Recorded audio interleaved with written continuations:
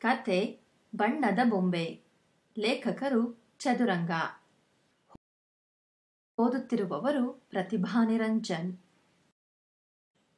ಹೋ, ಏಟ್ ಚಂದಾಗದ್ರವ ಗೊಂಬೆ.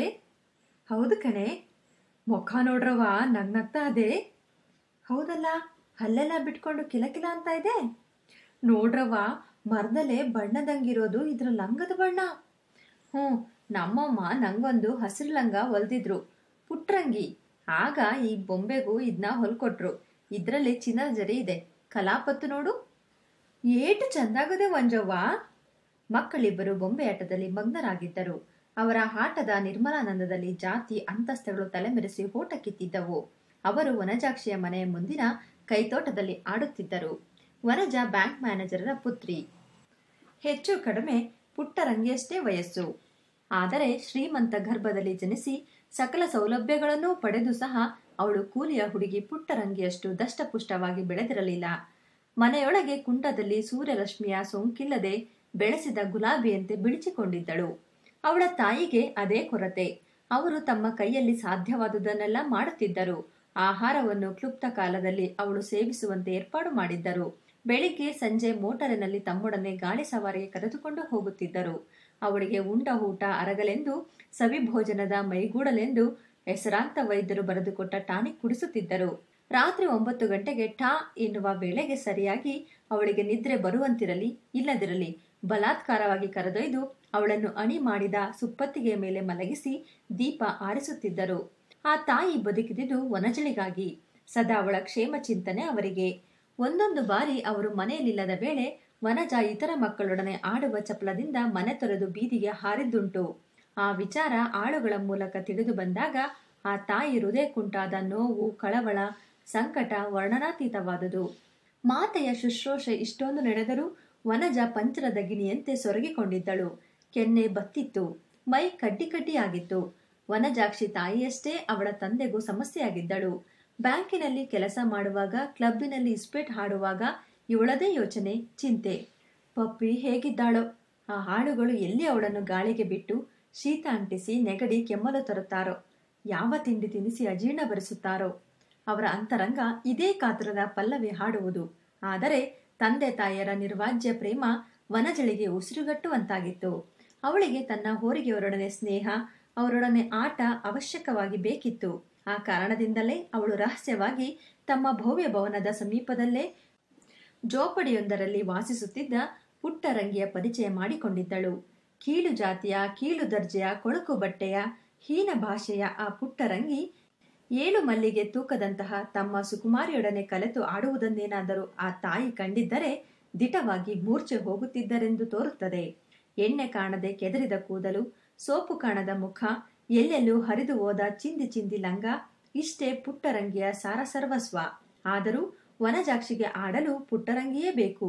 ಆದರೆ ಆ ಕೂಲಿ ಬಾಲಕಿಯ ಜೊತೆ ಅವಳಿಗೆ ಸಿಗುತ್ತಿದ್ದದ್ದು ವಾರಕ್ಕೊಂದೇ ಬಾರಿ.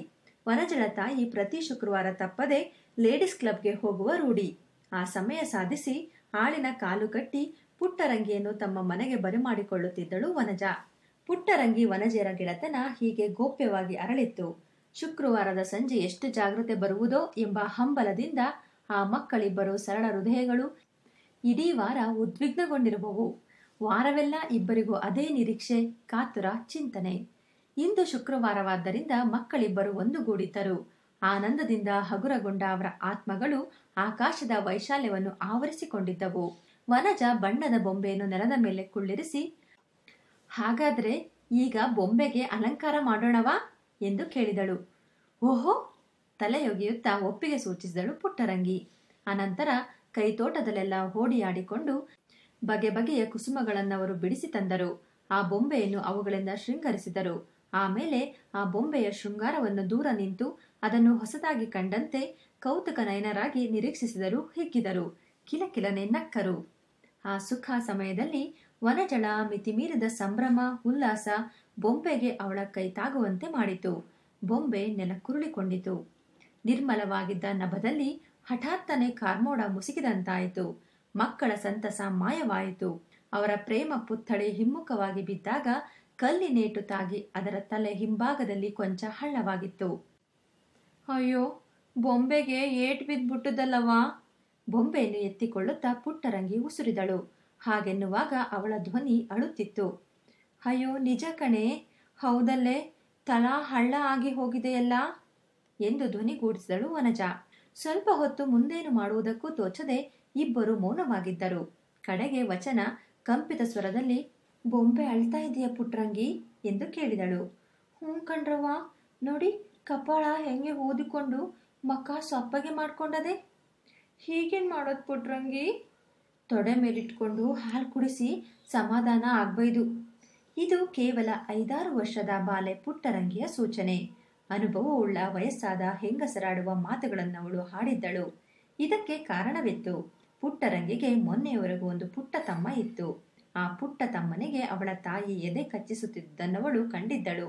ಅದನ್ನನುಸರಿಸಿ ತಾಯಿ ಮಿಲ್ಲಿಗೆ ಹೋದ ವೇಳೆ ಆ ಶಿಶುವೇನಾದರೂ ರೋಧಿಸಿದರೆ ಅದನ್ನು ತನ್ನ ಎದೆಗೆ ಅದರ ಬಾಯಿ ತಾಗುವಂತೆ ಅಪ್ಪಿಕೊಂಡು ಸಮಾಧಾನ ಪಡಿಸಲೆತ್ನಿಸುತ್ತಿದ್ದಳು.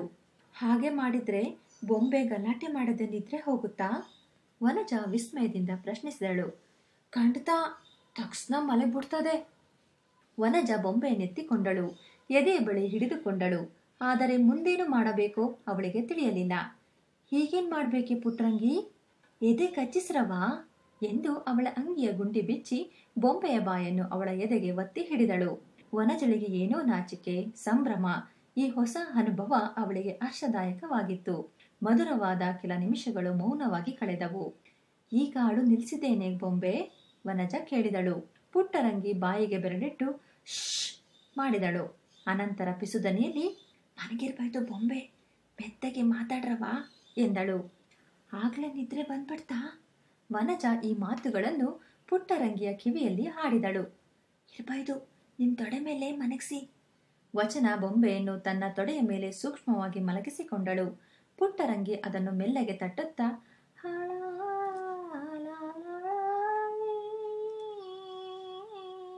ಎಂದು ಲಾಲಿ ಪಾಡಿದಳು.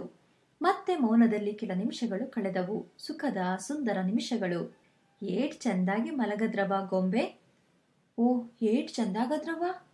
ಪುಟ್ಟರಂಗಿ ತುಂಬ ಹೃದಯದಿಂದ ನುಡಿಯುತ್ತಿದ್ದಳು. ಹೌದು ಕಣೆ, ಇಂಥವು ಏಟಿದ್ದವವ ನಿಮ್ತವ? ಯಾಕೆ? 8 ಕಣೆ. ಪುಟ್ಟರಂಗಿ ಸುಮ್ಮನಾದಳು. ಅವಳ ಬಾಲ ಹೃದಯ ಸಂತಪ್ತಗೊಂಡಿತ್ತು. ಅವಳ ಬಳಿ ಒಂದು ಬೊಂಬೆಯೂ ಇರಲಿಲ್ಲ. ನಿನ್ನ ಹತ್ತಿರ ಎಷ್ಟಿವೆ ಬೊಂಬೆ?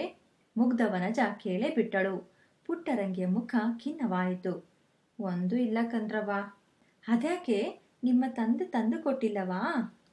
ಇಲ್ಲ. ಯಾಕೆ? ಯಾಕೋ ಗೊತ್ತಿಲ್ಲ. ಮೊನ್ನೆ ಅಯ್ಯನ್ ಕೇಳ್ದೆ, ಮುಂಡೆದ ನಿಂಗೆ ಹಿಟ್ಟು ಹಾಕ್ತಾ ಇರೋದು ಸಾಲ್ದಾ, ಬೊಂಬೆ ಬೇರೆ ತಂದ್ಕೊಡ್ಬೇಕಾ ಅಂತ ಅಟ್ಟಿಸ್ಕೊಂಡು ಬಂದ ಹೊಡೆಯಾಕೆ ಎಂದು ಕಣ್ಣೀರು ತುಂಬಿಕೊಂಡಳು. ವನಜಳಿಗೆ ತೀರಾ ವ್ಯಥೆಯಾಯಿತು. ಹಾಗಾದ್ರೆ ನನ್ನ ಬೊಂಬೆನೆ ತಗೊಂಡು ಹೋಗೆ ಎಂದಳು.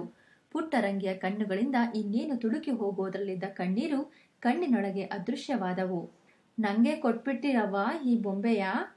ಅವಳಿಗಿನ್ನೂ ಪೂರ್ಣವಾಗಿ ನಂಬಿಕೆ ಬಂದಿರಲಿಲ್ಲ. ಹ್ಞೂ ಕಣೆ, ನಿಂಗೆ ಕಣೆ ಇದು ಎಂದು ನಗುತ್ತಾ ಬೊಂಬೆಯನ್ನೆತ್ತಿ ಪುಟ್ಟರಂಗಿಯ ಕೈಗಿಟ್ಟಳು ವನಜಾ. ಪುಟ್ಟರಂಗಿಯ ಅಂತರಂಗದಲ್ಲಿ ಹರ್ಷೋನ್ಮಾದದ ರಂಗುರಂಗಿನ ಚಿಲುಮೆ ಚಿನ್ನಾಟವಾಡ ಹತ್ತಿತು. ಆದರೂ ಕಳವಳದಿಂದ, ನಂಗೆಯವ್ವ ಇದು ಎಂದು ಮತ್ತೆ ಕೇಳಿದಳು. ಹ್ಞೂ ಕಣೆ ಎಂದು ಒತ್ತಿ ರಾಗವಾಗಿ ನುಡಿದಳು ವನಜಾ. ಮಕ್ಕಳ ಆಟ ಮುಗಿದಿತ್ತು. ವನಜಳ ತಾಯಿ ಕ್ಲಬ್ಬಿನಿಂದ ಬರುವ ವೇಳೆಯಾಗಿತ್ತು.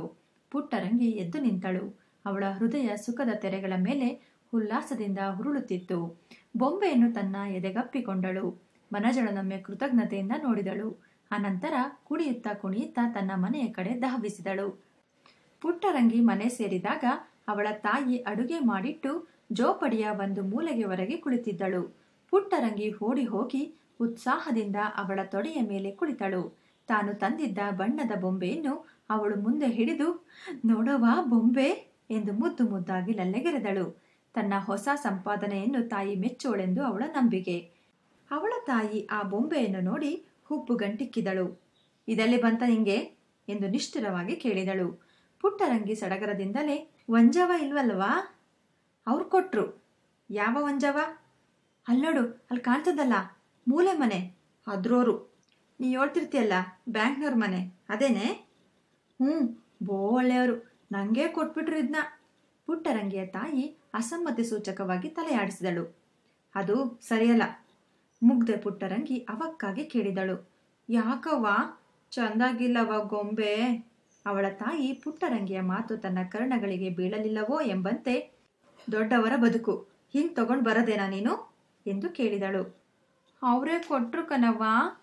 ಪಾಪ, ಏನು ಅರಿಯದ ಹುಡುಗಿ, ಅದು ಕೊಡ್ತು ಅಂತ ನೀನು ತಗೊಂಡು ಬಂದು ಬಿಡೋದೇನೋ ಪುಟ್ಟರಂಗಿ? ಪುಟ್ಟರಂಗಿಗೆ ಏನು ಹೇಳಬೇಕೋ ತೋಚಲಿಲ್ಲ. ತಾಯಿ ಹೀಗೆ ಹೇಳುವಳೆಂದು ಅವಳು ಸರ್ವಥಾ ನಿರೀಕ್ಷಿಸಿರಲಿಲ್ಲ. ಅದರಿಂದ ತಾಯಿಯ ಪ್ರಶ್ನೆ ಅವಳನ್ನು ದಿಗ್ಭ್ರಮೆಗೊಳಿಸಿತು. ತಾಯಿಯ ಮಾತು ಕಠೋರವಾಗಿ ನಡೆದೇ ಇತ್ತು. ಅವನಿಗೆ ತಿಳಿದರೆ ಏನಂತ ಅಂದ್ಕೋಬೈದು.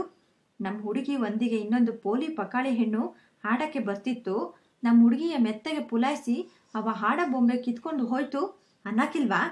ಕಡೆಗೆ ಕದ್ದುಕೊಂಡು ಹೋಯ್ತು ಅಂತ ಹೇಳೋಕ್ಕೂ ಏಸಕ್ಕಿಲ್ಲ ಈ ಜನ. ಆಮ್ಯಾಕೆ ಪೊಲೀಸು ಗೀಲೀಸು ಎಲ್ಲ ಯಾಕವ ತಾಪತ್ರೆಯ? ಬಡವರು ಅಂದರೆ ಬಿಲ್ಪತ್ರೆನೂ ಬುಸ್ ಅಂತದಂತೆ. ಆ ಗೊಂಬೆ ನಮಗೆ ಬೇಡಕ್ಕ ನಮಗ, ತಗೊಂಡು ಹೋಗಿ ಅವ್ರಿಗೆ ಕೊಟ್ಬಿಟ್ಟು ಬಂದ್ಬಿಡು. ಪುಟ್ಟರಂಗಿ ಅಳುತ್ತಿದ್ದಳು. ಅಳುತ್ತಳುತ್ತಳೆ, ಅವರೇ ಕೊಟ್ರು ಕಣವ್ವ ಎನ್ನುತ್ತಿದ್ದಳು. ಪುಟ್ಟರಂಗಿಯ ದುಃಖ ಅವಳ ತಾಯಿಯ ಅಂತಃಕರಣವನ್ನು ತಾಗಲಿಲ್ಲ. ಅದನ್ನು ಭೀತಿ ಪೂರ್ಣವಾಗಿ ಆವರಿಸಿಕೊಂಡಂತಿತ್ತು.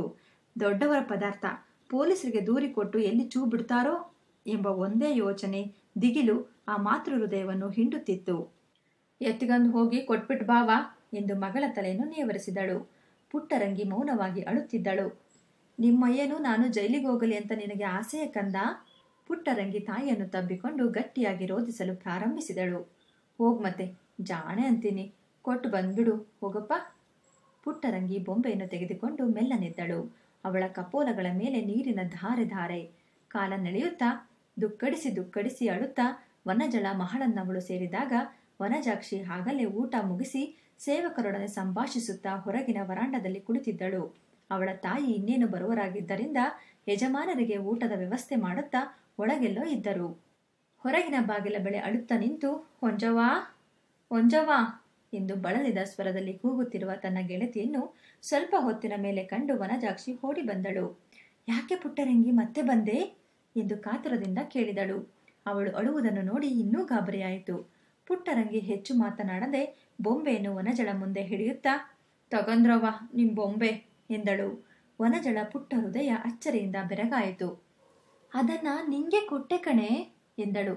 ಇದು ನಿಮ್ಮದು, ನಮ್ಮಮ್ಮ ನಿಮ್ಗೆ ಕೊಟ್ಬಿಟ್ ಬಾ ಅಂತ ಹೇಳಿದ್ಲು ಎನ್ನುತ್ತಾ ಬಲಾತ್ಕಾರವಾಗಿ ಆ ಬೊಂಬೆಯನ್ನು ವನಜಳಿಗೆ ಕೈಗೆ ಕೊಟ್ಟು ಪುಟ್ಟರಂಗಿ ತಮ್ಮ ಜೋಪಡಿಯ ಕಡೆ ಮುಖ ಮಾಡಿ ಹೊರಟಳು. ವನಜಳ ನಯನಗಳಲ್ಲಿ ನೀರು ಚಿಮ್ಮಿತು. ದುಃಖ ಭಾರದಿಂದ ದೂರ ಹೋಗುತ್ತಿದ್ದ ಪುಟ್ಟರಂಗಿಯನ್ನು ಕೂಗಿ ಕೇಳಿದಳು, ನಾಳೆ ಶುಕ್ರವಾರನು ಬರ್ತೀಯಾ? ವನಜಾಕ್ಷಿಗೆ ಬಣ್ಣದ ಬೊಂಬೆಗಿಂತ ಜೀವವಿರುವ ಬೊಂಬೆಯೊಡನೆ ಆಡುವುದು ಬೇಕಿತ್ತು. ಪುಟ್ಟರಂಗಿ ಅದಕ್ಕೇನು ಉತ್ತರ ಕೊಡಲಿಲ್ಲ. ಅವಳ ಮನಸ್ಸು ವ್ಯಗ್ರವಾದಂತಿತ್ತು. ಅವಳ ಎಳೆ ಜೀವ ಅನುಭವಿಸಲಾಗದ ಸಂಕಟದಿಂದ ನೋವಿಂದ ನರಳುತ್ತಿತ್ತು, ಕುದಿಯುತ್ತಿತ್ತು. ಇನ್ನು ಮುಂದೆ ತನ್ನ ತಾಯಿ ಎಂದೆಂದಿಗೂ ವನಜಳ ಮನೆಗೆ ತನ್ನನ್ನು ಆಡಲು ಹೋಗಗೊಡುವುದಿಲ್ಲ ಎಂದು ಅಂತರಂಗ ಮೊರೆಯುತ್ತಿತ್ತು. ಆಟವಿಲ್ಲದ ಬಾಳು ಆ ಪುಟ್ಟ ಬಾಲೆಗೆ ದುರ್ಭರವಾಗಿ ಭಯಂಕರವಾಗಿ ತೋರುತ್ತಿತ್ತು. ಇಲ್ಲಿಗೆ ಚದುರಂಗರವರು ಬರೆದ ಬಣ್ಣದ ಬೊಂಬೆ ಎಂಬ ಕತೆ ಮುಕ್ತಾಯವಾಯಿತು. ಓದಿದವರು ಪ್ರತಿಭಾ ನಿರಂಜನ್.